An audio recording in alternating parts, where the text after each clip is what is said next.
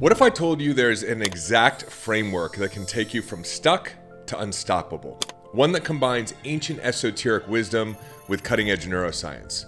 That you can literally use your thoughts to change your reality, but not in the way most people think. I'm about to walk you through the exact 6-step process I use with my highest level clients to create any outcome they desire. And this isn't positive thinking or manifestation fluff. This is the actual mechanics of how consciousness creates reality. And by the end of this episode, you'll have a roadmap to transform literally any area of your life.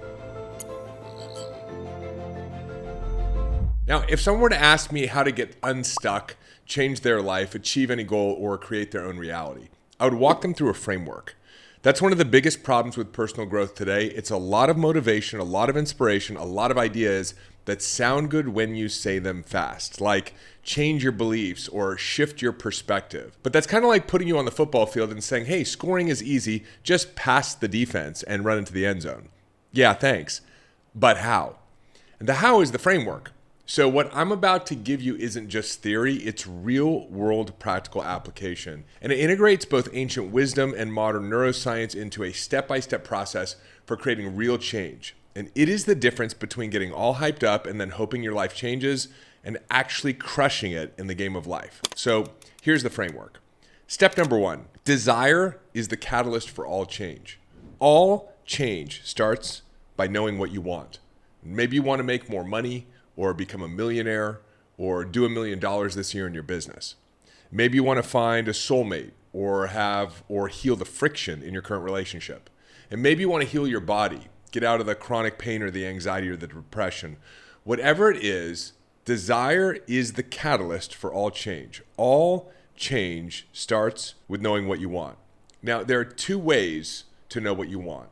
First, you know what you want by seeing it somewhere else in your reality. So you see someone with a lot of money, you say, I want that. You see someone in an amazing relationship, you say, I want that. You see someone who's really clear, living a life of purpose or really spiritually connected, you go, man, that would be cool. I'll take some of that. We see what other people have, and that helps us get clear on what we want. And when you see someone who has what you want, you're not meant to go, oh man, look, they have it, why don't I have it? What are they doing that I'm not doing? What's wrong with me? But this is what the mind will do. But no, the point is to go, cool. If they have it, then I can have it. And I want that. Now, the second way we get clear on what we want is by experiencing something we don't want. This may sound paradoxical, but this is the gift of problems. See, problems aren't really problems. That's just a label we give, something that shows up in our life that doesn't match with our expectation. They're actually gifts. One of my mentors said that problems come to pass. He said they always pass if you let them. And the gift they leave behind is a new desire. So you got a lot of aches or pains or some chronic health condition you've been struggling with. That helps you get clear that you want to be healthy and vibrant. You've been alone for a few years or going out on dates with people who suck. That's helping you fine tune the vision you have for your ultimate soulmate. Not enough bank account at the end of the month. That's creating a desire for wealth and abundance. You know, that's why you see so many stories of people who hit rock bottom and then they catapult back to create these amazing things in their life or their business because the problem they experienced was the catalyst for this ginormous desire and it slingshotted them forward. So problems aren't problems. They help you get clear on what it is that you really want. Now, the challenge is that most people continue to focus their attention on the problem, thinking if they can just think their way through the problem or wrestle the problem to the ground, then they can overcome the problem. But Einstein once said you can't solve a problem with the same level of energy or consciousness that created it. So you've got to let the problem go. And the wise person knows that the problem is temporary and that the problem is helping them to get clear on the desire. So when you notice a problem, be clear that the problem is the seed of a new desire.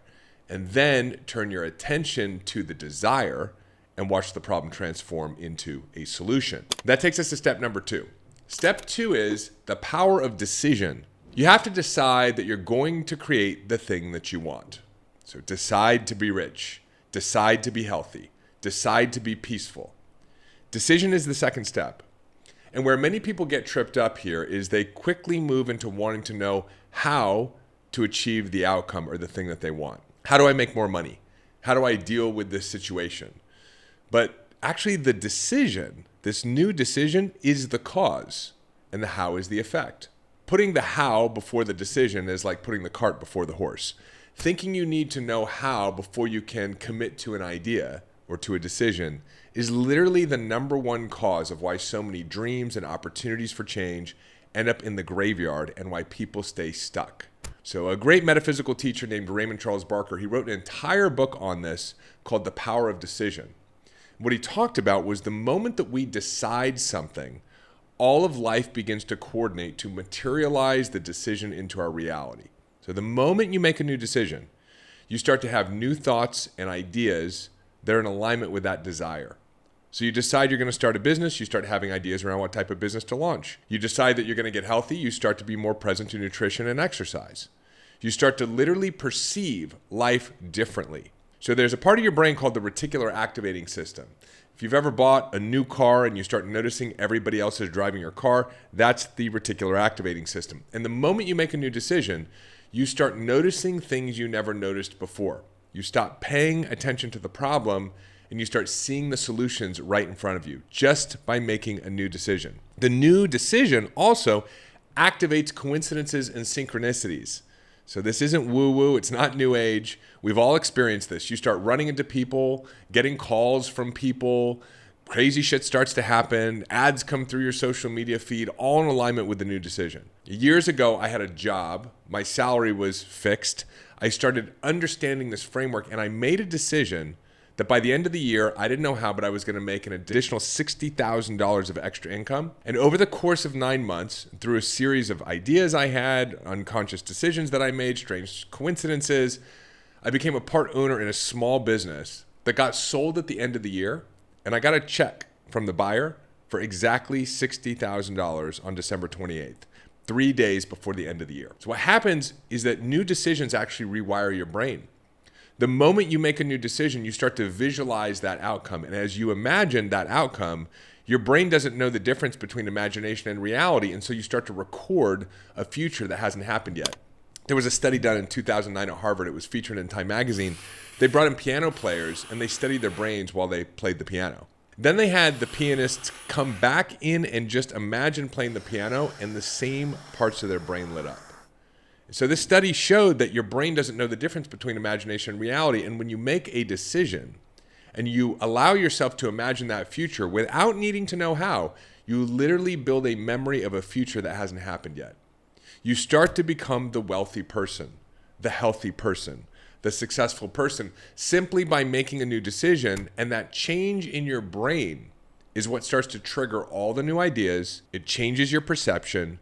You reprogram your subconscious mind. And because your brain and your nervous system are electromagnetic, you start to emit a different frequency or vibration, which starts to line up all these coincidences and synchronicities to make that decision a reality. Now, more important than our decisions to do things, which are helpful, are our decisions about things.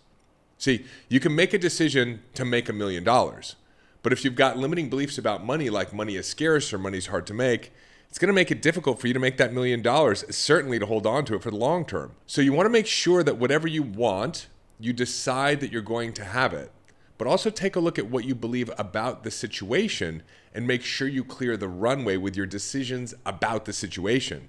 So if you want to find a soulmate but believe there's no good ones left out there, you have to shift that belief. You have to make a new decision. If you want to get rid of your anxiety but you've decided there's something wrong with you, then you're going to have a hard time getting rid of your anxiety. So this is essential. You have to make sure your decision about yourself, about money, about your business, about your health, about your life, that they line up with your decisions to do or have things. And I've got a ton of episodes on how to shift your beliefs on this podcast, so check them out when you've got a minute. So step 2 is to decide without needing to know the how, and not only decide to do things or to create things, but also look around it to make sure you don't have any limiting beliefs that are in contradiction to the outcome that you desire. In other words, your decisions about things. Step 3 is to live in non-resistance. So there's a master equation for creating anything that you want, and it looks like this. Desire plus non-resistance equals desired result. Once you've gotten clear on what you want, you've decided that you don't know how, or you don't need to know the how, and that you maybe don't know when, but you're going to have that dream home or build that dream business or create that dream life. Your job is to live in non-resistance. So 100% of the time, if you can just not get in the way of your desire, you will produce the desired result. And again, this isn't woo-woo. This is a fundamental understanding of behavioral psychology and the fact that your brain is a goal-achieving machine. Because what you believe on a moment-by-moment basis, you'll have thoughts in alignment with that belief. When you have a thought, you experience that thought as an emotion, which will always match the thought itself. Your emotions determine what actions you do or do not take, and your actions produce your results. And your results, well, they just end up reinforcing the belief that they started with. So it's very important that you are non-resistant to your desire, that you don't have limiting beliefs. Otherwise, that's going to affect the result. Non-resistance is the key that allows the life that you have to transform into the life that you want. Now, I'm not saying you don't need to do something or take some action. This isn't some woo-woo new age technique here where you just sit on the sofa waiting for the Amazon delivery person to drop $1 million on your front porch. But the key, even before the action plan, is to maintain non-resistance. So what is non-resistance? Non-resistance is refusing to entangle with your limiting beliefs, the fear, the doubt, the worry, while your situation is transforming. It's about maintaining faith and knowingness that if you just stay cool, most of the heavy lifting will be done for you. It's about acknowledging that the how will naturally unfold. And you'll do some things, you'll take some action, but mostly you'll follow the path that is unfolding while staying, as the great mystic Neville Goddard once said, staying loyal to the desire. Hey, it's David. Just a quick interruption to your regularly scheduled episode by your favorite sponsor, moi. I want to tell you about my book. It is available on Amazon right here, right now. A Changed Mind, Go Beyond Self-Awareness, Rewire Your Brain, and Re-Engineer Your Reality. In this little book are all the frameworks, the tools, the methodologies that I talk about on this show and that I've used to actually change my mind and that tens of thousands of other people have used to transform their bank accounts, their businesses, their relationships, their health, their spiritual connection, everything that you want to achieve. This is the way to achieve it. And Amazon has done us a good one right now. It's significantly discounted. So you can go and pick up your copy, or better yet, pick up a copy for a friend too. There's nothing better than giving the gift of transformation right now. Hop on over to Amazon. There's a link in the show notes. And if you love the book as much as I loved writing it for you, do me a favor, let me know that and leave a review. And now back to your regularly scheduled episode. So 8 years ago, I decided I was going to do my first seminar, and I wanted over 300 people at my first event. Everybody told me I was crazy. People who had been doing seminars for years said, look, that's a nice dream, maybe someday, but for your first event, shoot for something a little bit more modest. Maybe 50, even 100 people would be a great accomplishment, because it takes time to build your brand, to build your reputation. But my wife and I, we understood this framework, and we said, no, 9 months from now, we're going to have our first event, and there will be over 300 people. We didn't know how, but we stayed loyal to the decision. Now, about a week before the event, we had around 270 people registered, which, by the way, was just crazy in and of itself.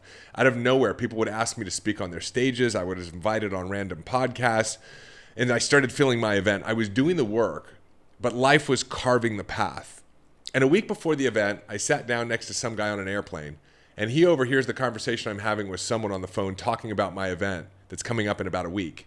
And when I get done, he says, hey, what are you doing this weekend? And it was a Friday. I was flying home to Orlando, Florida. And I said, I'm getting ready for my event. It's next weekend. And he said, well, this weekend, I want you to come to my event. I've got 1,000 people at my event. I want you to get on the main stage and share with them your frameworks that you were just talking about on the phone. And so I show up at this guy's event 2 days later, and another 60 people buy tickets to my event, putting us at 330 tickets. So your job is to stay loyal to the decision and to operate from non-resistance. Whatever you want, if you desire it and you decide it, you will achieve it as long as you don't doubt it. And the tricky thing here is that things will not go the way you expected them to. Your plan will not be the great plan that you look back on and say, hey, this is how I did it. And if you stay attached to your plan the way you think it should go, then when things don't go as expected, you will doubt. You have to be flexible. You have to be loose. You have to be like, as Bruce Lee said, be like the bamboo tree. Strong, but flexible in the wind. Because this is a mental game. And you have to know how the game works in order to stay faithful and to trust. But if you do, life will forge the path and you will get to your promised land. And step 4, this is the action-taking step. Take action, but as your future self. So remember, step 1 is desires. Step 2 is a decision. Step 3 is non-resistance, where we clear the runway of our doubts and limiting beliefs. And now step 4, we move into action. But now we're taking action from a different state of being, from essentially a different identity, a version of your future self. I want you to think about this for a moment. You're now taking action as a person who has essentially already accomplished the outcome. So you're living the belief. You've already decided and held the image. You've changed your brain. You've built a memory of a future that hasn't happened yet. You've become the person who has already accomplished the outcome, rather than waiting for the outcome to justify yourself. You're actually being that person now. And you're holding that person in place by staying loyal to the decision, regardless of how things seem to be. You're patient, you're trusting, you know that you've placed your order with God or the universe and that the order is being fulfilled. The outcome is 100% guaranteed as a byproduct of being that person now, even before your wish is fulfilled. And I want you to think about this for a second. If you wanted to make $1 million and every day you got up and acted like a millionaire, if you did that long enough, if you thought like a millionaire, you felt like a millionaire, you acted like a millionaire, wouldn't it be absolutely predictable that if you did that long enough, you'd become a millionaire? And I'm not talking about you'd drive a fancy car like a millionaire if you don't have the money, or you'd spend money like a millionaire. It's not in your bank account. I'm talking about the attitude. If you woke up every day and thought and felt like a person who was broke, wouldn't it be predictable that given enough time, you'd be broke? So the success is a byproduct of being the person that creates the outcome, not creating the outcome so you can justify being that person. For the last 2 years, I acted like the person who had 1 million listeners a month on his podcast. In the beginning, nobody was listening. I was recording 2 episodes a week. And I kept recording those episodes even though nobody was listening. 500 listens per episode. But I kept recording it because if 1 million people a month were listening, that's what I'd do. I'd keep recording the show. I studied other channels. I studied attention capturing, YouTube optimization, all the things that someone who had 1 million listeners a month would know. And so for 12 months, I was getting around 3,000 to 5,000 listens a month.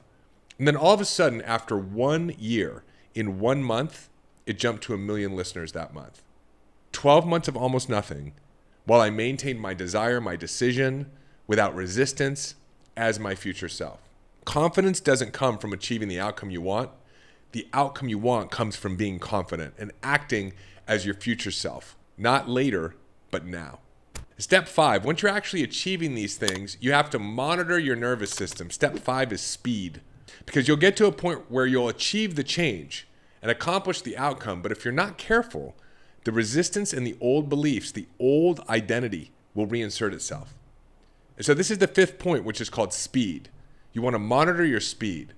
This is the number 1 technique that I teach my high-performing clients. Your limiting beliefs, your mind, they're fast.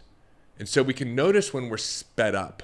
It's where we start to feel stressed or overwhelmed. And one of the teachings of the Rosicrucians, a secret spiritual order from the 1600s, they talked about the mind being fast and cold and disconnected from spirit and driven by the ego.